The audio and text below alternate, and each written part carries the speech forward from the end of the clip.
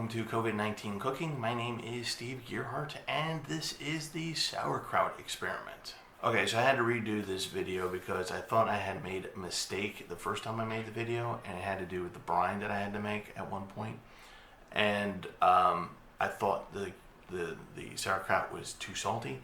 It wasn't. It wasn't. It was just that the brine didn't have enough time to dissolve. So, as it turns out, the sauerkraut that I made, spoiler alert, was pretty good. We've already eaten some of it. It really is good. So the experiment was a success. Before we get into making this, showing the rest of the video about making this, I want to make a few points that are important to know before you start making the sauerkraut. But before I do that, I want to give a shout out. So I want to give a shout out to two fine gentlemen who helped me on this inadvertently, actually almost after the fact. The first fine gentleman is one of my brothers-in-law, Chris Weaver, a man of extensive know-how and common sense. The other fine gentleman is longtime friend and executive chef, Ian Crandall. I've got some links of his places, his restaurants like Kindle down below, so please check those links out. These two fine gentlemen helped me out in the following way. After I posted a picture to Facebook of newly packing in cabbage to begin the fermentation process, I had screwed on the lid really, really tight, took a picture of it, and both of these fine gentlemen warned me that I had actually made a fermentation bomb and that it would go off in my kitchen, in my cabinet, and make an unholy mess. So not only did they give me that warning that I desperately needed to hear, they also gave me good advice on how to actually, when I put it into a dark, cool place for it to ferment, how I want to pack it, how I want to seal it, and how it needs to be done. There's a couple of different methods. I chose one method. But again, thank you to these two fine gentlemen for not letting me make a fermentation bomb and explode my kitchen. Gentlemen, I salute you. Okay, there's some things you should know before you make sauerkraut. The first thing you should know is that this is a commitment. You're going to be checking on this jar. By the way, you want to use a 1/4 ounce jar for this particular experiment. You're going to be checking on it at least once a day. Probably a good idea to check on it more than that. I was at one point checking on it in the morning when I got up, and then checking on it before I went to bed at night. And the reason why you want to do that, of course, is the fermentation, it creates gases, and you want to make sure that your seals are good and that it's enough air is getting out, enough of the gases are getting out that your fermentation bomb won't explode. But it's not only that, but you also want to watch the liquid levels. You'll want to watch to see if you need to make more brine. Those kinds of things. There's a lot of things involved with this. So fermentation, whenever you do a fermentation, not just sauerkraut, it's something you need to pay attention to. So just know that you're going to be spending time with it, okay? The other point of this is it's going to smell like fermenting cabbage where you live. So depending upon how large your domicile is, will affect and where you're actually able to store your cabbage while it's fermenting, will determine how much of a smell your place of residence will take on.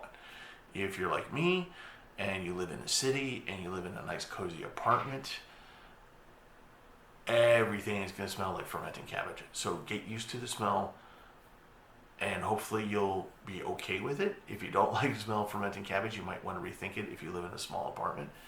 But if you live in a regular house, big house, or you have a place like a basement where you can put this where it's kind of away and the smell won't permeate your entire domicile, so you won't have to open all your windows at one point for like 5 days to air the smell out. So just know that there will be a fermenting cabbage smell. You're going to have to live with that.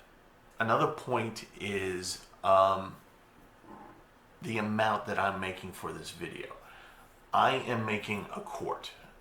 Online, you're going to find a ton of how to make sauerkraut videos, and almost all of them involve like 4 to 8 heads of cabbage. You're going to have these huge containers and just, you know, just this incredibly huge process.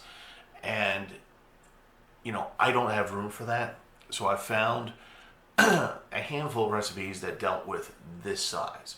So the reason why I'm making such a small amount is because I don't have the room to make huge gallon jars of sauerkraut. And plus, I don't know how long it's going to take me to eat that much.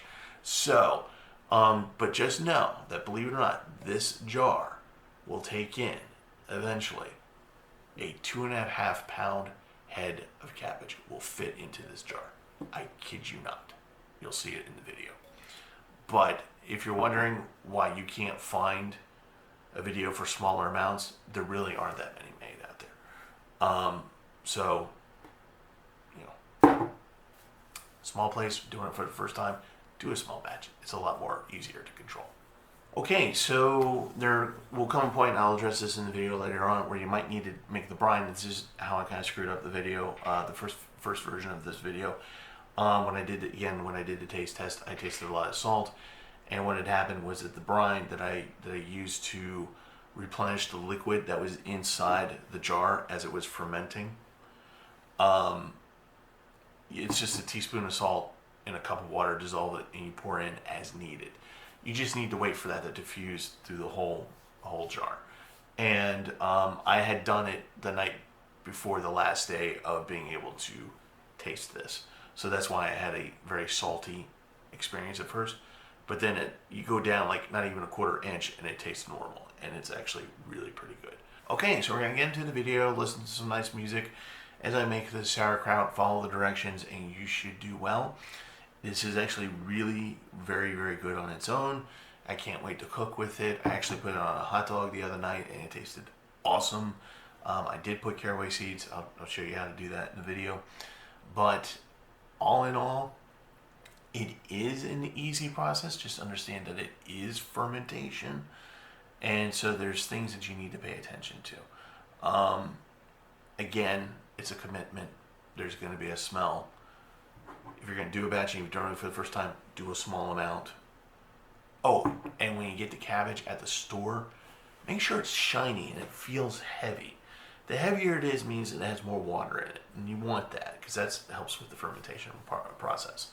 So I think that's about it for my pointers, and yeah, make some sauerkraut.